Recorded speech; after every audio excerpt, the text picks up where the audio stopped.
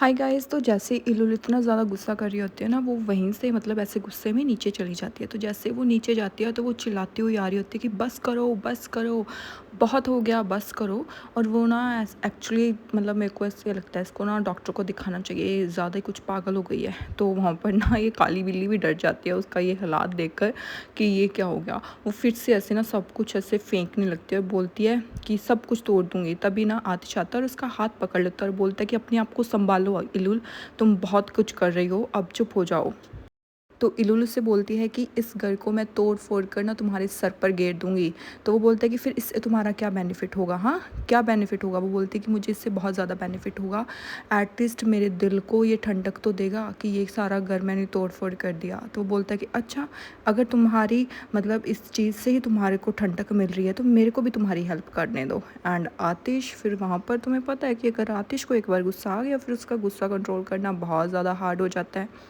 फिर उसके बाद ना वहाँ पर जो भी सामने आता है आतिश के, वो फेंकता जाता है बस प्लेट्स वगैरह उठाकर, सीनरीज उठाकर, सब कुछ ऐसे फेंकने लग जाता है। और इलुल भी हैरान हो जाती है कि मतलब ये क्या। वैसे मेरा ब्रदर, मैं और मेरी बहन जब भी हम लड़ते थे ना तो ऐसे ही लड़ते थे हम भी, तोड़ फोड़। फिर मम्मी से जो चांटियाँ पड़ती थी हमें ही पता है। फिर ना आतिश ऐसे चेयर वगैरह भी उठा लेता है और चेयर भी उठाकर ऐसे फेंक देता है। फिर वो बोलता है कि अब ठंडक मिल गई या फिर अभी भी ठंडक नहीं मिली है तो मैं अच्छे से तुम्हें ठंडक दे देता हूँ। तो तभी पीछे से मरजान भी आ जाती है और उसके हाथ में होता है वो। तो फिर उसके बाद ना वो बोलती है कि अब मतलब बस करो, इनफ इनफ, बहुत ज़्यादा हो गया है। तुम्हारा गुस्सा तुम्हारे भाई पर नहीं है, इस घर पर नहीं है, तुम्हारा गुस्सा मुझ पर है, तो मुझ पर निकालो। तो आतिश को भी ऐसे हो जाता है कि ये क्या हो गया।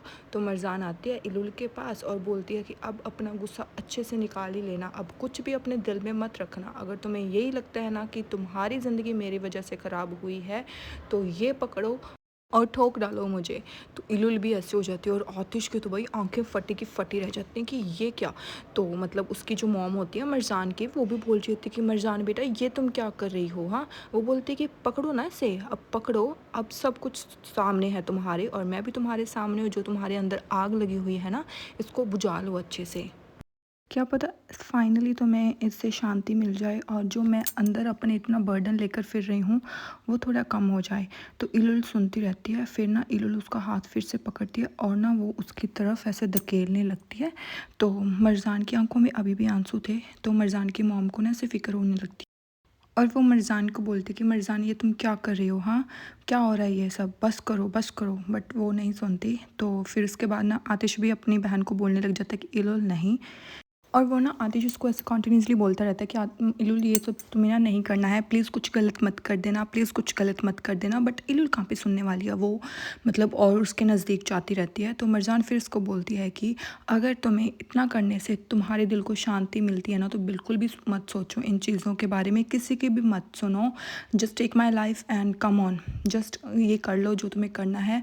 अब ये सब एंड करते हैं। अगर तुम्हें यही लग रहा है कि मेरी वजह से तुम्हारी ज़िंदगी ख़राब हुई है तो प्लीज़ ये कर लो। बट आतिश के तो ऐसे हो जाता है कि ये क्या, इसको वो क्यों प्रवोक कर रही है। तो वो बोलता है कि मरजान चुप हो जाओ। वो बोलती है कि नहीं, मैं नहीं चुप होंगी। तो वो फिर से बोलता है कि इलुल देखो, वो चीज़ नीचे रख दो, प्लीज़ नीचे रख दो। तो मतलब ये काली बिल्ली भी वहीं पर ना ऐसे थोड़ी सी सहमी हुई खड़ी होती है। फाइनली इलुल इसको ठीक करेगी। फिर उसके बाद वो फिर से बोलता है कि मेरी बात सुनो, इस चीज़ को नीचे रख दो, ये बहुत हो गया। तो फिर मरजान उसे बोलती है कि नहीं आतिश तुम चुप रहो, ये सिर्फ ना मेरे और इसके बीच में है। तो फिर से बोलता है कि मरजान शट अप, चुप हो जाओ। जस्ट फिर वो इलुल को बोलता है कि इलुल मेरी तरफ देखो, मुझे पता है कि तुमने बहुत ज़्यादा दर्द सहा है बट ये सब करने से ना कुछ नहीं होगा, तो प्लीज़ इसको साइड पे रख दो, हम सीधा बात करते हैं। पर इससे ना ही तुम्हें कोई बेनिफिट होगा ना ही मरजान को कोई बेनिफिट होगा। तो मरजान फिर से ऐसे ज़ोर ज़ोर से रोने लगते हैं और मरजान फिर से उसको मतलब बोलती है कि इलुल तुम्हारा एक पीस, तुम्हारा एक हिस्सा मेरे अंदर है। अगर तुम्हें लगता है कि मैं उस चीज़ के लिए रिस्पॉन्सिबल हूँ जिस चीज़ों से तुम गुजरी हो तो just do it, just do it. तो आतिश उसे फिर से बोलता है कि मरजान मैंने कहा ना कि जस्ट शराब। तो मरजान नहीं सुनते और मरजान की आंखों में तो ऐसे कॉन्टीन्यूसली ऐसे होते हैं। तो इलुल उससे बोलती है मरजान को कि मेरे को प्रवोक मत कर, मत प्रवोक कर मुझे। तो वो बोलती कि नहीं मैं तुम्हें चिढ़ा नहीं रही हूँ, मैं तुम्हें कुछ नहीं कर रही हूँ, जस्ट मैं तुम्हें बता रही हूँ कि अगर तुम्हें इससे शांति मिलती है तो तुम ये कर सकती हो। एंड जो इलुल की केयर टेकर है ना भाई, उसके भी हालात ऐसे हो जाते हैं कि हैं इस तरीके के लड़के के साथ मैं रह रही थी। और मरजान की मॉम के तो वैसे ही हालात बेचारी के ऐसे होते हैं। फिर उसके बाद वो बोलती है कि मैं बस अपना कर्ज़ अदा कर रही हूँ इलुल तुम्हें, मैं तुम्हें कुछ भी चिढ़ा नहीं रही मैं, या फिर कुछ भी नहीं कर रही। फिर उसके बाद मतलब आतिश को तो ऐसे हो जाता है कि कहीं इलुल गुस्से में कुछ करना बैठे, तो वो फिर से मतलब इलुल को समझाने की कोशिश करता है और बोलता है कि इलुल देखो मेरी बात सुनो, ये चीज़ नीचे रख दो। बट वो कुछ नहीं कर पाता वहाँ पर, ठीक है। तो फिर उसके बाद मरजान फिर उसको समझाने लगती है इलुल को कि अगर तुम्हें ये सब अच्छा लग रहा है अब करना, ये सब मतलब घर पे गुस्सा, आतिश पे गुस्सा, जो भी करना तुम्हें अच्छा लग रहा है तो वो तुम कर सकती हो। तो आतिश उसको समझाने लगता है कि देखो तुमने ऑलरेडी बहुत ज़्यादा दर्द सहे हैं, बट अब एक और दर्द मत सहो ये चीज़ करने से। फिर ना मतलब इलुल को ऐसे समझ तो आ जाती है। फिर ना ऐसे आतिश उसको समझाने लगता है और वो मिर्ज़ान को भी ऐसे समझाने से लगता है और बोलता है कि मिर्ज़ान प्लीज़ लिसन टू मी, अब तुम उसको मत चिढ़ाओ। तो इलुल ना फिर वो चीज़ नीचे फेंक देती है और बोलती है कि तुम जो मर्जी कर लो, मैं तुम्हें कभी माफ़ नहीं करूँगी। और मैं तुम्हें ये भी बताना चाहती हूँ कि मिर्ज़ान मैं कोई भी किलर नहीं हूँ, I'm नॉट, मैं कोई ऐसा काम नहीं कर सकती। मैं, हाँ मैंने सड़कों पर ज़िंदगी बिताई है पर मैं ऐसा घटिया काम नहीं कर सकती। तो मिर्ज़ान उसका ये रूप देख कर ना और भी ऐसे टेंस हो जाती है। फिर उसके बाद ना इलुलु से बोलती है कि मेरे को कोई फ़िक्र नहीं है कि तुमने मेरी ज़िंदगी में क्या क्या किया क्या नहीं किया, पर मैं किसी की ज़िंदगी नहीं ले सकती ना। तो इतना कहकर वो मरजान को धक्का मारती है और वहाँ से ना भाग जाती है। तो जैसे वो वहाँ से भागती है तो मतलब मरजान भी उसके पीछे पीछे भागती है। तो आतिश उसका हाथ पकड़ लेता है और बोलता है कि तुम क्या कर रही हो मरजान, हाँ ये क्या कर रही हो यार, मेरे को मरजान की भी अब समझ नहीं आ रही, मतलब ये क्या हो रहा है।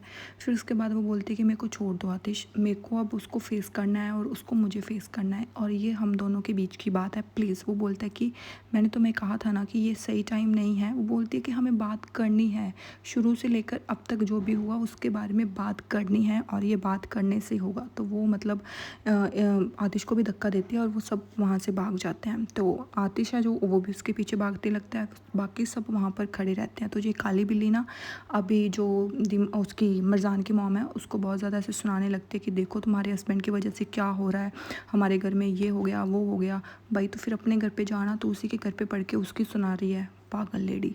फिर उसके बाद वो भी मतलब वहाँ से चली जाती है। बट जो मतलब मरजान की मॉम है उसको बहुत ज़्यादा बुरा लग रहा होता है और उसके आंखों में से ऐसे आंसू निकलने लग जाते हैं and she feel very very bad. Like यार नरमीन की भी तो कोई गलती नहीं थी ना आई गेस, क्योंकि नरमीन को तो पता ही नहीं था कि हाइदर ने ये सब किया है। सो उसकी तो मुझे कोई गलती लग ही नहीं रही थी इसमें। सो चलो लेट्स सी आगे वाले आने वाले एपिसोड में क्या होता है। तो प्लीज़ मेरे को फॉलो कर लो, सब्सक्राइब कर लो, like to my video so that I can grow on the YouTube. Please, please help me out. Thank you so much. Bye bye.